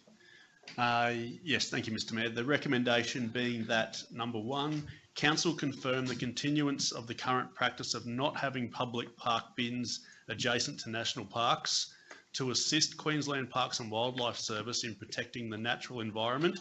And number two, council note the planned trial of improved signage and monitoring at Rosen's Park Lookout. Thank you. I seek a mover. Councillor West. Any additional information requests on this item, councillors? Councillor McConnell. Just a quick one. Do we know how many instances of clean-up of rubbish have been requested by council or to council? So discussions with our operations team, there's no, the level of litter there doesn't stand out above any other public place bin. Fantastic, thank you. Okay, no other requests. I seek a seconder. Councillor McConnell. Councillor West, do you wish to speak? Yes, thank you, Mayor. Just to mention that obviously, as is in the report, there is a history here at this area where there have been bins in the past and there were problems because the wildlife were getting into the bins, and so they were taken away. Signage was put up, as happened in a lot of parks adjoining national parks. Look, I believe that the fact that we've had since last year so many people visiting the Scenic Rim and coming up from the Gold Coast, there's been an extensive visitation at that site, and probably like Tamari Mountain and Canungra, where the bins were inadequate at those stages, but things are easing now a little bit. So I'm perfectly happy that we're going to monitor the situation into the future and see what happens. Thank you also for the investigations therein. And anyone wishing to speak against? Councillor Swamborough. Thank you, Mr. Mayor. Well, look, I read the report and I understand the intent and where you're going with it, but I just think it's a little bit probably off the mark in its comparison with the fact that it's near the national park, because I can tell you that that national park land previously was in council from my recollection. I remember negotiating an ILUA agreement with the Kumbamuri people for preservation and use of that particular land, but it's irrelevant to me that it's national park because no one goes there because it's national park. It's all over the cliff. You know, you can't walk anywhere there. People go there for one reason and one reason only, and that really is there's a nice cafe across the road and there's beautiful views from that spot, and it's the hang gliding launch site, and it's the second hang gliding launch site. The other's on Tambourine Mountain. And I think the report would have been more strong, in my view, if they'd compared these as hang gliding sites, because on the Tamborine Mountain, which is topography which is exactly the same as this, except that it looks to the west, and this one looks to the east, we have a bin up on Tamborine Mountain for the hang gliding site, and it's not ravaged by animals. It's used, it's not abused. I don't think there's been anybody that's complained that it's overfull or anything like that. And it's a highly trafficked tourist site. And I went there with my wife and went to the picnic grounds, and it was filthy. It had litter, and I thought, boy, this is not a good look for our tourism, that people would go there and be faced with what someone's left behind in the picnic ground, which is council. So I thought, well, you know, it wouldn't take much just to put a bin there, as we've done in the past. The fact that we're not doing national parks any favour, because no one goes into the national park anyway, and they don't really care probably whether we have a bin there or not. But I think as a, you know, we're responsible for waste, and we're responsible for our tourism sites, and collecting litter is a responsibility that we should take seriously, especially in a high tourism area. And I speak against the recommendation, although I support that there's going to be a trial, but I speak against the recommendation because I know that the shop owner across the road is very distraught about the overuse of their bins, because council won't provide bins for its use. And so the operator of the cafe is essentially doing council's job at his expense or her expense at that particular site. And I think that's unreasonable, that we should have a very popular tourism site and we don't take our responsibilities with respect to waste seriously up there. And I see no difference to Tamborine Mountain. We could use the same arguments to take away the bin at Tamborine Mountain. Would that be acceptable? I don't think it would be acceptable by the community or the users or the tourists if that was the case. But the two sites are almost identical in their use. And so just because one overlooks a national park and one overlooks council land, which is heavily forested similarly, I just don't think it's a reasonable comparison, and the reasons given for this recommendation, I just don't think that they, to me, really stack up as supportive of the outcome that we're having here today. Anyone else wishing to speak for the motion? Yeah, I'd like to. Thank you, Mayor. I'd like to speak for the motion. I've been up there quite a few times for rescues. I don't think it's as well used as the hang glider lookout at Tamborine Mountain.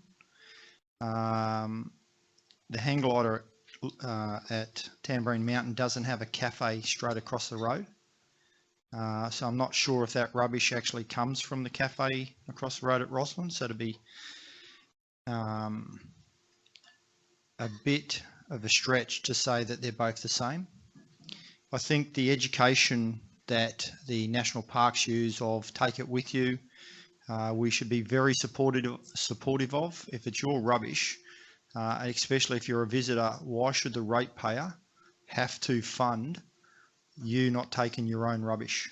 So I'm supportive of this motion and supportive of not putting rubbish bins near national parks where the animals can come out and get into them, like has been proven in the past. Thank you. Anyone else wishing to speak against the motion? Anyone else seeking leave to speak in support of the motion? Councillor Enright. Thank you, Mayor. Yes, I would like to speak in support of the motion, and I think it's a great opportunity, as outlined by Emma in this report, is an opportunity to help educate our tourists and our residents. And as Councillor McConnell outlined, enforcing that policy of carry in and carry out your own rubbish. One of the challenges that the Scenic Rim has is that we are an attractive area to come for our tourists, and we promote that and have done that exceptionally well. One of the challenges is that the cost that our ratepayers have to pick up because of the incidental costs of tourism, and this I think is an example of how the ratepayers would have to contribute to the cost of maintenance of a rubbish bin in an area that has an opportunity to promote a better way of dealing with rubbish. Thank you, Councillor. Anyone else wishing to seek leave to speak? If not, I will take leave to speak as well in support of the motion. I think the observation in the report, the importance around recognising this as a strategic issue. We do live in different times, and the notion of this isn't an isolated concern, and therefore the notion about education around signage, and also the challenge for our community and our visiting community to take a more responsible approach, not just because of the burden to our community through their rates and costs, but also to the visual amenity. And I note comments in this discussion about litter being left behind.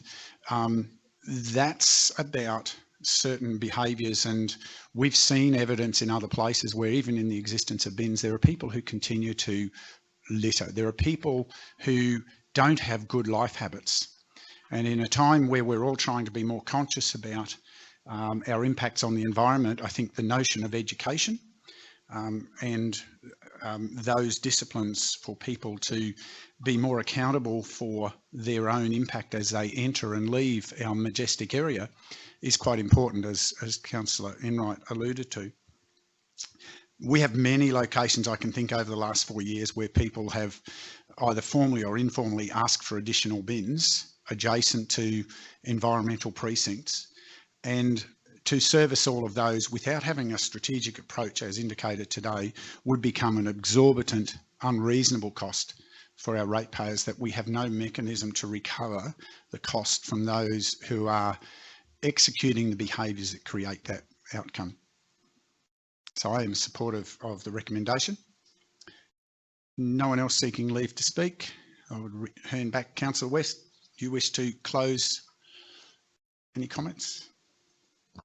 Really just to say that Beechmont especially is an area with a lot of environmental appreciation. They have a land care group up there who are very strong, and the community up there really generally are certainly, I believe that they will be very in favour of having signage there and people being educated to look after their own waste and not to leave it behind. Thank you. Thank you for closing that out. Councillors, we have a recommendation before us with two parts included in as per the recommendation. Those in favour of the motion? Those against? The motion is carried. Division asked for by Division 1 Councillor, and those in favour are Mayor Divisions 2, 3, 4, 5 and 6. Those against Division 1. We now move to item, thank you for joining us and thank you for your ongoing efforts. Appreciate your support today. We now turn to item 10.8 of the agenda today on page 71. GM, would you please introduce the item? Thank you, Mr. Mayor, and good morning to the listeners in the listening in the public. 10.8 pertains to an agenda item there around council remuneration for the financial year 2021-2022. As the report details, Mr. Mayor, it's a requirement of council to make a resolution for the remuneration payable for the next financial year. And what's been provided in this report is based on the recommendation and findings as contained in the Local Government Remuneration Commission's report dated 2020. Thank you. Points for clarification, councillors?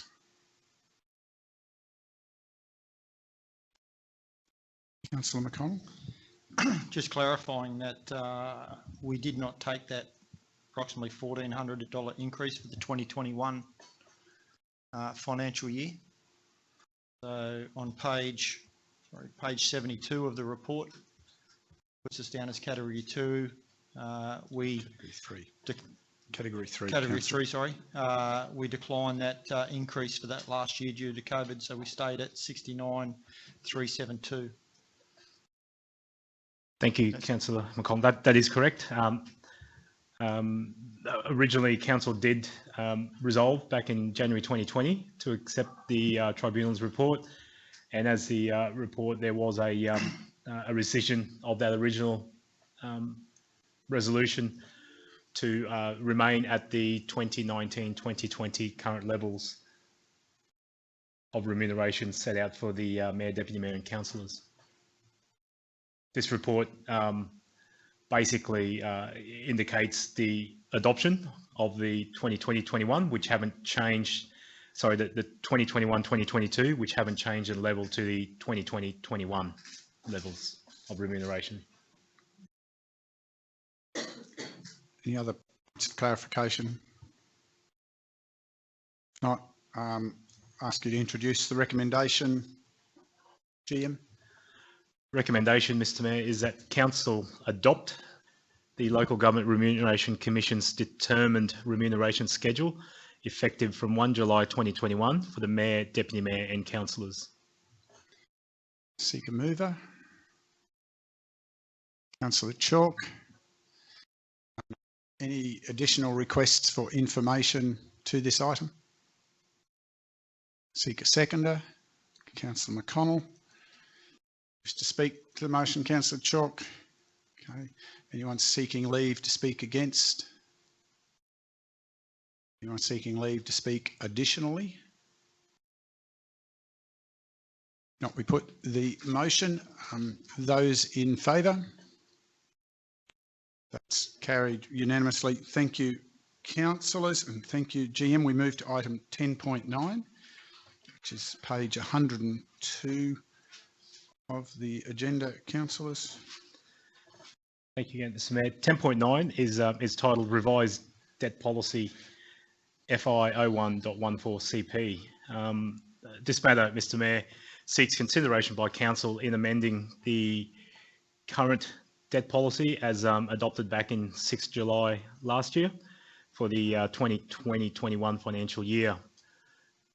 As contained in the report, the reason why we're seeking consideration to amend our debt policy is to explore the opportunities that could be afforded to Council through the initiative offered by the Queensland Government around refinancing existing loans, which are currently at varying interest rates ranging from 7% through to 3 to 4%. There has been an offer from the Queensland Government and through obviously Council's borrowing body, Queensland Treasury Corporation, to be able to explore the refinancing of those legacy loans into current rates that are financially more fiscal and certainly lower in interest rates, which effectively reduces the debt service payments as part of the interest component of that debt service.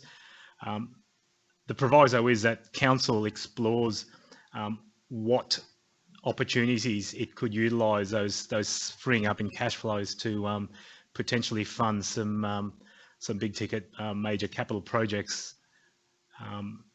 This amendment of this policy will allow us to be able to explore further those opportunities and bring forward to Council some of those projects with a comprehensive analysis of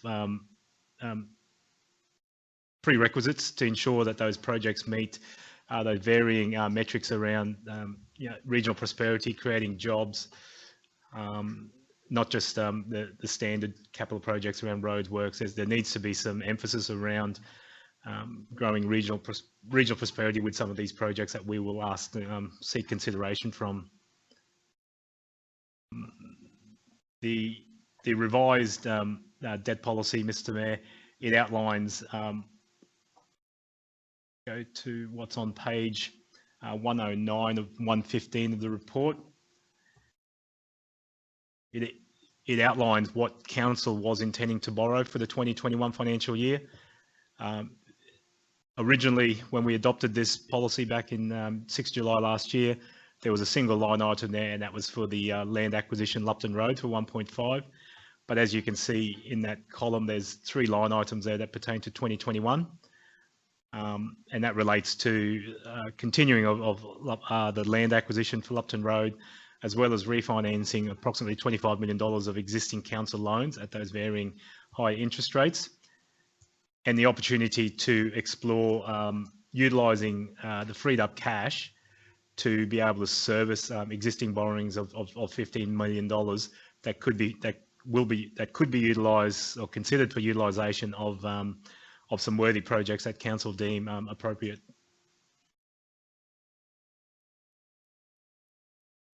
Thank you for that introduction. Councillors, points for clarification within the report? Councillor Swanborough. Thank you, Mr. Mayor. Just for clarification, because it stands out like a bright light. The public will look at this and say 2021, we're going to borrow $25 million. Could you just put some clarity around that process? I know you've talked about Lupton Road, which is 1.5. How will the balance be determined? Is that decisions that are to be made in the future? Thanks for the question, Councillor. I'll refer back to page 109 of 115 of the report. The 25, it correlates with then in that bottom in existing borrowings. You can see there's an asterisk next to each of those borrowings. And so what would happen is those existing borrowings at high interest rates will effectively be refinanced, and we'll have the $25 million, which is all those added up at that lower interest rate. Thanks for that clarification. So it could be very confusing for people looking at that, not understanding that point you just made. And the asterisk indicates that loans being considered for refinancing. Any other clarifications, Councillor McConnell? Just to the GM, is there a penalty for paying out that loans, all those loans in before they're due? There's no penalty. I guess it's it's potentially a missed opportunity. As I said before, some of those legacy loans are up at the 7% and 6%, and even with this option here, without considering any additional borrowings, we've already indicated that there's a debt service payment reduction, which is a debt service payment reduction is a component of interest and the principal payments. And a lower interest component is beneficial to council by reducing those amounts. I guess it's up to council to determine whether the benefits of that initiative from the Queensland government, and it's one of the suite of, I guess, initiatives that the Queensland government provided to combat the COVID and to stimulate some of that the economy again. And it is a consideration, and I guess part of our modelling, and that we've provided the way that council is able to capitalise or realise the maximum potential is utilising, as with any loan, if there is I just switched on to what you were trying to derive, but I guess there was one of the considerations is there is an early termination payment of the loan, but in order to part of the modelling that the finance team did undertake, in order to get this initiative to work for us, we considered, rather than borrowing for that early termination payment and including it in a rolled up borrowing amount, council would be able to utilise retained earnings to fund that fund that termination payment. And as you would recall, the modelling based on that, even though there was a termination payment, in the long run, the savings in interest was still positive compared to the early termination payment. Thank you. Do you have the figures for the savings that we'd make in changing from the high interest loans we have now to the 2.55, I think it is? 1.85%. 1.85. Sorry. Yeah, just and that's indicative at that particular date. So we'll have to so once we get formal resolution around this, we will go back to the Department and Queensland Treasury to ascertain what those exact figures are. But at time of report, that early termination amounted to about $4 million.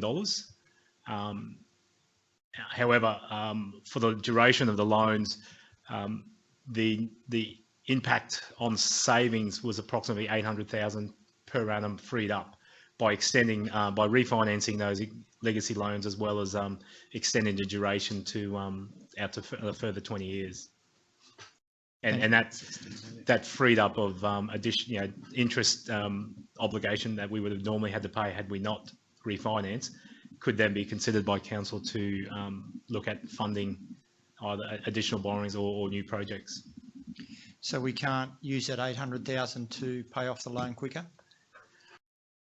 No, that would not be in the spirit as provided in the guidelines by the Department, Queensland Government's program initiative guidelines. So does that money have to go into capital, or is that? Pretty much, and obviously that's by paying off our additional borrowings. Any fiscal person would look to do that. However, the spirit of the initiative was to invoke that economic activity, and in doing that, it's by doing projects, building projects, creating jobs, stimulating the economy. So that's an extra 800,000 into capital works per year for the Scenic Rim. You could look at it like that way, or the option that we've sought consideration for is to big ticket projects. Whilst we're not certain what that particular project that the council will get the most bang for their buck, and that's certainly part of the work that we're working is providing a list of those projects that could be applicable that would meet those specific criteria of the department. Okay, thank you. Councillor Enright. Thank you, Mayor. Question to the GM for clarification. In page 109, attachment 1, there's a number of new borrowings listed. Could you just outline for me, please, the process that would happen from here, and whether these amounts listed there are like the maximum or up to, or how the process will evolve from here? Mm-hmm. Yeah, essentially, you recall we're required to do we don't budget just on one year basis. We do a 10-year long-term financial forecast, and that basically gets the council the ability to think long-term and to work on maintaining financial sustainability, as well as meeting our obligations in terms of our assets. What the process would be now is that for every financial year, council firms up on what it actually requires in terms of applying for borrowings. Those ones in future years, 2022, 23 and 28, are incorporated into our 10-year long-term financial forecast because they correlate with our asset management plans as well, and our projects of when those projects are tentatively scheduled. Now, whilst they're sitting on there, they are just indicative at this stage, and until such time that financial year arises and council sets the budget, then we're back to this formal. And just for example, when we adopted the budget last year on 6th July, at that particular moment in time, the COVID initiative from the state Queensland government didn't exist, so there was no initiative. The initiative from the Queensland government was released around September, October. And at that stage, we'd already adopted the debt policy just to only consider the $1.5 million, which was part of the Lupton Road acquisition. So this process here is to consider, for council to consider tapping into that initiative, or at least looking at the opportunities that they could afford council. We would need to re-adopt the debt policy to include that. It's not necessarily indicative that it's a given approval. We still have to go through the process and apply to the department, and we'll undertake a credit review and to make sure that our modelling matches their modelling. So we will submit a post, should this matter go forward, we will submit an application to the department, and they will come back and undertake their due process to make sure that this modelling, our models indicate that there is capacity and certainly opportunity for council to harness this offering.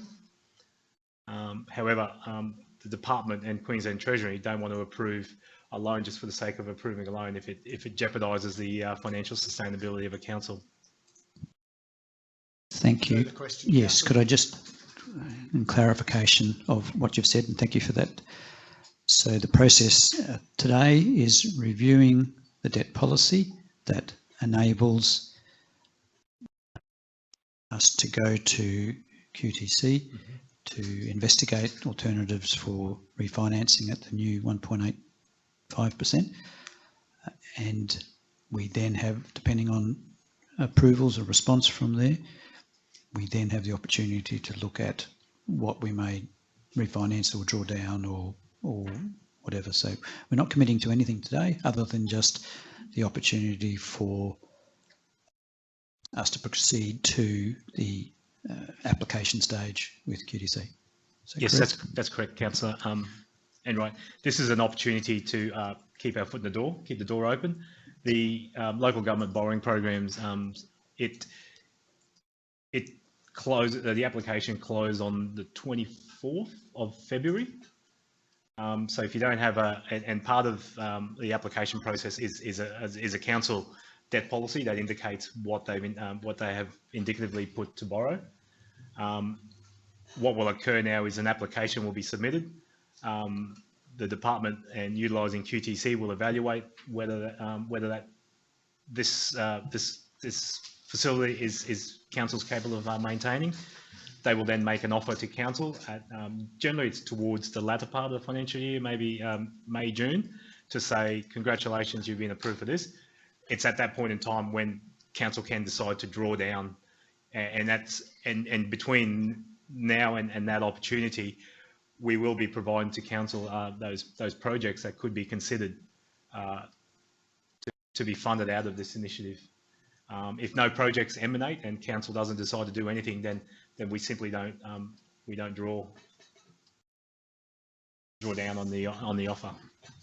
Thank you for those comprehensive clarifications. Okay. Mayor, question to the GM, please. Yes. Slightly different question to what Councillor Enright's first question was. In your opinion, GM, will this change council's rating in any form, given all other things being equal where we see them today? Thank you, Councillor McGuinness. That's a great question. None of these, when we did the modelling around these, what we considered was within existing parameters. That is that if we weren't to do anything, council would continue to service those existing legacy loans at the current interest rates and current debt service payments. The opportunity to be able to refinance those at historically low rates of the less than 2% provides an opportunity of a cash free up. So and that's within existing. So there is, and not taking out of context what we'll discuss in budget times, it certainly hasn't. There's no notion around a preconceived consideration from council that rates would have to go to services. This is purely on the existing parameters, and if we didn't if council decided not to do anything, then the loss in realisation of existing would still be maintained. We'd still have to service those loans at those higher rates, but it was just the opportunity to refinance. Didn't impact our cash flows and didn't impact our, it didn't impact our proposed cash flows going forward. And could I follow that through onto our long-term financial plan, the effect that this has on our debt level at any point in whether it be 5 years or 10 years? Mm-hmm. So there's the two components are obviously, we've already got the $25 million of loan. We're just refinancing that, so that'll remain on our books. The consideration that's on here is there's a two-prong approach. One, we refinance the loans and we do realise some savings. Two, those savings that we've realised in the debt service payments could then be further considered to be able to service additional debt at lower rates again. Should the further discussions eventuate that there is no applicable projects that council can decide upon, then really there's no need for us to borrow additional, and then there'd be a consideration as to whether or not the refinancing would be of any benefit because we, as I mentioned before, we can't bank. We're not able to bank that savings with the refinancing, so it's either utilise it to realise some of those bigger ticket projects that are on the drawing cards, but not necessarily attainable because of previous high interest rates. But now the opportunities has been afforded to us to be able to, has been afforded to council to consider those. Thank you. Sorry, you have another question, Councillor Swan? Yes, in relation to the QTC fee that they're going to pay, the $4 million, do we have an understanding of why that is so high? Because is that their refinancing costs with their lenders? Perhaps, I don't know, but it's a big penalty, isn't it? It is, and it's a straight. It's normal loans. It's QTC source the loans obviously through the market, so they'll list what's called a book rate and a market rate, and the people that they've sourced the monies from, they're expecting returns, and that's what they've got to provide. So it's like any a business loan. If you pay that early, or personal loan, there'll be fees attached. It's similar to here. What we were able to model is for council to better utilise that. It is a reduction in cash of $4 million, but in the long run, the opportunities that the reduction in interest and the opportunity to fund other projects, there's an opportunity there that certainly needs to be considered. Thank you. Sorry, Councillor. So in relation to that $4 million, you mentioned that we could borrow for that $4 million, but we do have the option of funding it ourselves, don't we? That's correct. The option that we looked at that proved the most economical and sustainable for council was the utilisation of retained earnings, and take into account our need to maintain sustainability factors around having levels of cash to meet our ongoing obligations, and that's roughly about, we need, based on the Department of Local Government's sustainability criteria, you need a ratio of 3, or it equates to about 3 months cash on hand to be able to afford some level of sustainability. And we certainly, utilising the $4 million, will still maintain that. Thank you. Now, can you introduce the recommendation, please? Thank you, Mr. Mayor. The recommendation is that council adopt the revised debt policy FI 01.14 CP. CK mover. Councillor McGuinness. Any other information requests for this item, councillors? Not, I seek a seconder. Councillor Enright. Wish to speak, Councillor McGuinness? No, I think it's been well clarified by the GM. I think it's a good discussion. Thank you. Thank you. Anyone wishing to speak against the motion? Anyone seeking leave to speak additionally to the motion? Councillor Enright. Thank you, Mayor. I think this is an appropriate way forward to investigate opportunities in this extremely low interest rate environment, and I think it provides an opportunity to look at the opportunities that can come through additional investment in our region. So I think it's one step toward looking at the best ways to manage our region. Anyone else seeking leave to speak to the motion? If not, I will, again, unusual today, but I will take leave and speak in support of the recommendation. We often deal with the challenge of there are so many things that we would like to be able to do across the region. There are many legacy items that we see as missed opportunities in many parts of the region that we can't find a way to accelerate. This potentially gives us an opportunity to accelerate some of those key deliverables and bring forward earlier in our programming opportunities, lifestyle opportunities and economic opportunities, which is certainly well worth exploring these issues. Councillor McGuinness, do you wish to close? Sorry, no, thanks, Mayor. It's right. No, thank you then, councillors. We have a motion before us. Those in favour? That is carried unanimously. Thank you, councillors. We now move to item 10.10 on page 111 for those following in the agenda. GM. Thank you, Mr. Mayor. Item 10.10, it's titled Annual Valuation effective 30 June 2021. This matter is mainly just for council to note, and certainly the background to it is the Valuer General sought council's opinion as to whether or not a revaluation of the lands contained within the Scenic Rim be undertaken for the effective 30 June 2021. We did put an opinion that yes, they should undertake the revaluation of the lands, given that we already pay for it. The advice coming back to us that no, they, given their observations and their market analysis, they're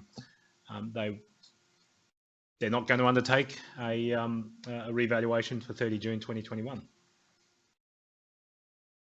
And now the matters there pertained is contained in the report, Mr. Mayor. Thank you. Clarifications, councillors? Councillor Swanborough. So point 2 of the recommendation, would that not be badgering the department if they've already told us that they're not going to do it? That's for next year to make sure that they do it. Year. Sorry, for 2022. Oh, for 2022. Okay, sure. Thank you.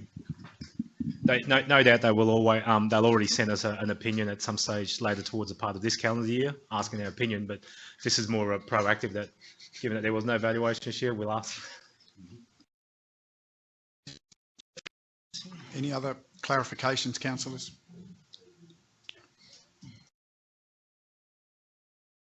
Not, ask you to introduce the recommendation, please, GM. Thank you, Mr. Mayor. The recommendation is that 1, council note the advice provided by the Valuer General that an annual valuation effective 30 June 2021 will not be undertaken, and 2, correspondence be sent to the Valuer General outlining council's desires that a revaluation be undertaken for the Scenic Rim region effective 30 June 2022. Seeker mover.